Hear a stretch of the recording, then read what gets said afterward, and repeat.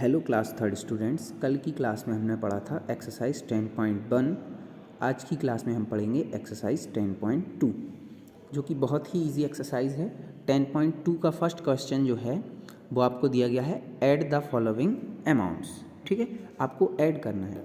अब आपको ये साइन पता है रुपी का होता है, ये साइन पता है पैसे का होता है, स्मॉल पी फॉर पैसे, एंड ये वाला साइन रा और एक और लाइन नीचे होती है जिसमें वो आपका रुपीज़ का साइन होता है। ठीक है, तो अब आपको इनको ऐड करना है, बहुत ही ईजी है। इसको कॉलम में ऑलरेडी डिवाइड करके दिया गया है। ये जो वाइट लाइन है बीच में, उधर से दोनों कॉलम डिवाइडेड है, मतलब इस साइड पैसे का है और इस साइड रुपी का है। ठीक है, तो हम ऐड करेंगे। हमने ऐड किया, जैसे नॉर्मल ऐड करते हैं सेम वैसे ही करना है। 5 और 5 10 का 0 लिख दिया, फिर 7 और 4 11 और 10 का जो 1 कैरी आया था तो 12 हो गया। अब जो 1 कैरी है तो आपको पूरा 12 इधर नहीं लिखना, 1 कैरी जो आया ना आपका 12 का, वो आगे आपका रुपीज़ वाले में चला जाएगा। तो 7 3 और 4 7 और 1 कैरी जो आपका आया था पैसे में से वो इधर ऐड हो जाएगा, तो 8। ठीक है, सेम इसी तरह का आपका बी वाला है। 9 में 0 ऐड किया तो 9 आ गया, 5 में 3 ऐड किया तो 8 आ गया, और ये 7 to 9। ठीक है, बस इसको कॉलम में आपको रखना है प्रॉपर कि रुपीज़ वाला जो अमाउंट आया है वो रुपीज़ वाले कॉलम में रहेगा, और जो पैसे वाला अमाउंट आया है वो पैसे वाला। ठीक है, ये कॉलम से। ठीक है, और हम इसको रीड कैसे करेंगे? 8 जो है वो रुपीज़ वाले कॉलम में है, तो हम इसको रीड करेंगे 8 रुपीज़, और पैसे जो है वो 20 जो है वो पैसे वाले कॉलम में है, तो 20 पैसे, 8 रुपीज़ 20 पैसे। इसी तरह इसको 9 रुपीज़ 89 पैसे, 46 रुपीज़ 75 पैसे, 829 रुपीज़ 80 पैसे। ठीक है, इसको अगर आप इस तरह से लिखना चाहें तो ऐसे भी लिख सकते हैं, जैसे आपका आया 8 रुपीज़ 20 पैसे, तो रुपीज़ का साइन आगे, 8 रुपीज़ पॉइंट लगा दिया आपने, और 20 पैसे, पॉइंट के बाद जो होते हैं वो पैसे होते हैं।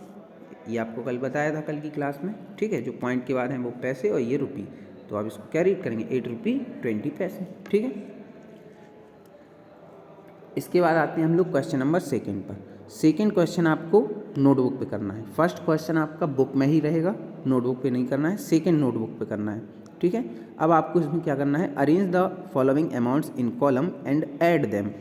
आपको अरेंज करना है अमाउंट्स को कॉलम में। अभी आपको कॉलम में ऑलरेडी अरेंज किया हुआ दिया था फर्स्ट क्वेश्चन में, अब आपको अरेंज करना है। तो सेम आपको फर्स्ट क्वेश्चन की तरह ही करना है, बस इसमें एक चीज़ और है आपको कि आपको खुद से अरेंज करना है। तो देखिए, ये इसी तरह जैसे कि आपकी बुक में दिया गया था, रुपीज़ और पैसे के 2 कॉलम बना लिए।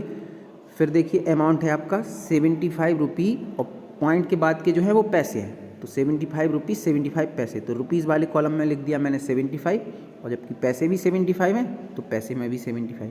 फिर इसमें रुपीज़ हैं 85, क्योंकि पॉइंट के आपके लेफ़्ट साइड में तो वो रुपीज़ हैं, तो 85 रुपीज़ के कॉलम में लिख दिया, और पैसे जो हैं वो 65 हैं, तो वो पैसे वाले कॉलम में। बस इसको वैसे ही ऐड करना है, और पैसे में कोई कैरी आती है तो वो हम आगे रुपी में ले जाएंगे। ठीक है, इसी तरह का ये वाला है 99 रुपी 90 पैसे, तो 99 रख दिया रुपी में और 90 रख दिया पैसे में, क्योंकि 90 पॉइंट के बाद है तो वो पैसे हैं। आपको ये पहचानना होगा कि जो पॉइंट के बाद है राइट साइड में वो पैसे हैं, तो उनको पैसे वाले कॉलम में रखना है, और जो पॉइंट के लेफ्ट साइड में है, पॉइंट के पहले हैं, वो आपके रुपीज़ हैं, तो उनको रुपीज़ वाले कॉलम में। ठीक है, फिर आपका ये था 0 रुपी, रुपी 0 है तो इधर 0 कर दिया, और इधर 95 पैसे हैं तो 95 और ऐड कर दिया। ठीक है, अगर आपका पैसे में कैरी आता है तो आप उसको रुपी में ले जाएंगे, पूरा इधर ही नहीं लिखेंगे। ठीक है, तो मैंने आपको ए और बी इसका सॉल्व करके दिया है। इसमें आपके एफ तक पार्ट्स हैं, तो आपको ए और बी तो करना ही है, साथ में सी डी ई एफ पूरे आपको नोटबुक पे सॉल्व करने हैं। ठीक है, फर्स्ट क्वेश्चन के भी आपको पूरे सॉल्व करने हैं एच तक। ठीक है, अब आते हैं हम थर्ड क्वेश्चन पर। थर्ड क्वेश्चन भी वैसा ही है एडिशन की तरह, इसमें सब्ट्रैक्शन है तो सब्ट्रैक्शन कर लेंगे। देखिए, रुपी पैसे का ये कॉलम है, ये बीच में वाइट लाइन है, इससे सेपरेट हैं दोनों। ठीक है, माइनस करना है, माइनस कर दिया हमने। 8 में से 5 गया 3, 9 में से 8 गया 1, 5 में से 1 4, 3 में से 1 2। ठीक है, तो हम इसको रीड कैसे करेंगे? 24 जो है वो रुपी वाले कॉलम में है, तो हम इसको रीड करेंगे 24 रुपीज़ और 13 पैसे। ठीक है, इसी तरह ये वाला है। ठीक है, 5 में से 1 गया 4, 2 में से 0 गया 2, 6 में से 4 2, और 5 में से 2 3। इसको भी रीड करना चाहें तो हम कैसे करेंगे 32 रुपीज़ और 24 पैसे, इस तरह से लिख भी सकते हैं हम इसको 32 रुपीज़ और पैसे हैं जो 24, उनको पॉइंट के बाद कर देंगे तो 24, ठीक है। इसी तरह का ये है, ठीक है। तो आपको ये पूरे करने हैं बुक में। फर्स्ट एंड थर्ड क्वेश्चन आपका बुक में रहेगा, सेकेंड और फोर्थ क्वेश्चन जो है वो नोटबुक वाला है। तो थर्ड भी हो गया, फोर्थ क्वेश्चन भी थर्ड की तरह है, बस आपको इसमें खुद से अरेंज करना है। दिया गया है arrange the following amounts in column and subtract, इसमें आपको सब्ट्रैक्ट करना है। ए वाला दिया है 7 रुपी 75 पैसे फ्रॉम 47 रुपी 50 पैसे। अब इसमें फ्रॉम लिखा है, मतलब आपको बाद वाले अमाउंट से पहले वाले को सब्ट्रैक्ट करना है, ठीक है। जो बाद में लिखा है अमाउंट, उसमें से आपको पहले वाले अमाउंट को सब्ट्रैक्ट करना है, पहले से बाद वाले को नहीं करना है, ठीक है। जो बिग वाला है उसमें से स्मॉल वाले को, बाद वाले में से पहले वाले को, ठीक है। तो इसी तरह हम कॉलम बना लेंगे जैसा कि हमने एडिशन में बनाए थे।